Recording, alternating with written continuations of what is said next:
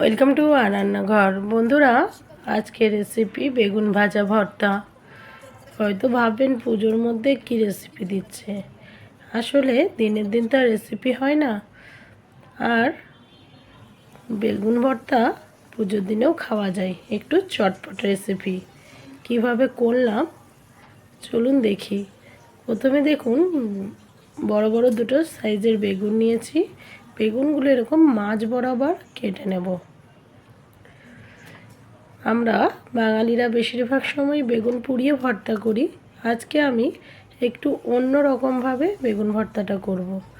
দেখুন, এবার সর্ষের তেল গরম করে নিয়ে বেগুনগুলো লম্বা লম্বা করে কেটে নিয়েছিলাম। এবার এক সাইডে দিয়ে দিলাম এবং একটু লাল হয়ে গেলে বেগুনগুলো একটু উলট পালট করে নেব। কয়েক কোয়া রসুন দিয়ে দিলাম তেলের মধ্যে।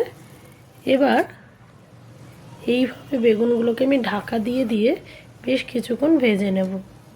দেখুন, বেগুন ভাজা হয়ে গেছে। এবার বেগুন ভাজাগুলো একটা থালায় নিয়ে নিচ্ছি। এবার খোসাগুলো কিন্তু খুব সহজেই ছাড়িয়ে নেওয়া যাবে। একটু গরম বলে আমার অসুবিধা হচ্ছে, কিন্তু একটু ঠান্ডা, হাতে সময় থাকলে তো কোনো অসুবিধাই নেই। একটু ঠান্ডা হলে খুব সহজে বেগুনের খোসাগুলো ছাড়িয়ে যাবে, যেটা বেগুন পোড়ার ক্ষেত্রে খুব অসুবিধা হয়। এবার চাকু দিয়ে একটু ডাঁটাগুলো কেটে নিচ্ছি। এবার ম্যাশারের সাহায্যে বেগুনটাকে ম্যাশ করে নিলাম।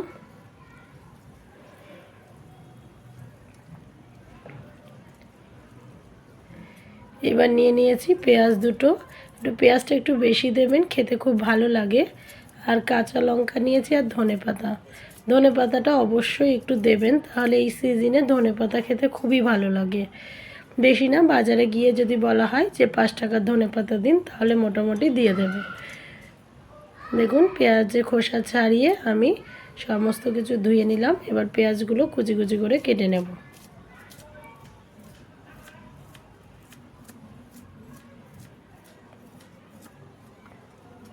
এবার কাঁচা লঙ্কাগুলো কেটে নিলাম। চাইলে শুকনো লঙ্কা পুড়িয়ে ভর্তা করতে পারেন, কিন্তু কাঁচা লঙ্কাটাই বেশি ভালো লাগবে, ওই জন্য কাঁচা লঙ্কা কেটে নিলাম। এবার ধনেপাতাগুলো কুচি কুচি করে কেটে নিচ্ছি।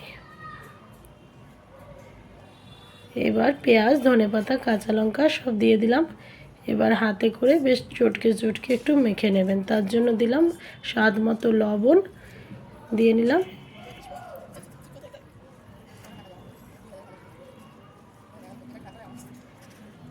এই বেগুন ভাজা ভর্তা একটু আলাদা টেস্ট। বেগুন পোড়ার টেস্ট একরকম, আর বেগুন ভাজা ভর্তার টেস্ট আর একটু ভালো, কিন্তু খারাপ কোনোটাই নয়। দেখুন, একটু চটকে চটকে ভালো করে মেখে নিচ্ছি। এবার উপর থেকে একটু সর্ষের তেল দিয়ে নেব। আরও একবার মেখে নিলাম। সকালবেলায় রুটি হয়েছিল, আমি রুটি বেগুন ভর্তা ভাজা ভর্তা দিয়েই খেয়ে নিলাম। আর আপনারা চাইলে গরম ভাতও খেতে পারেন। আমি একটু লেবু, লঙ্কা, পেঁয়াজ নিয়ে নিয়েছি, কারণ সবাই আবার বেগুন ভর্তাতে লেবু পছন্দ করে না, টক। আমার একটু টক দিয়ে খেতে ভালো লাগে, যেহেতু আমার বুঝতেই পারছেন ঠান্ডা লেগেছে।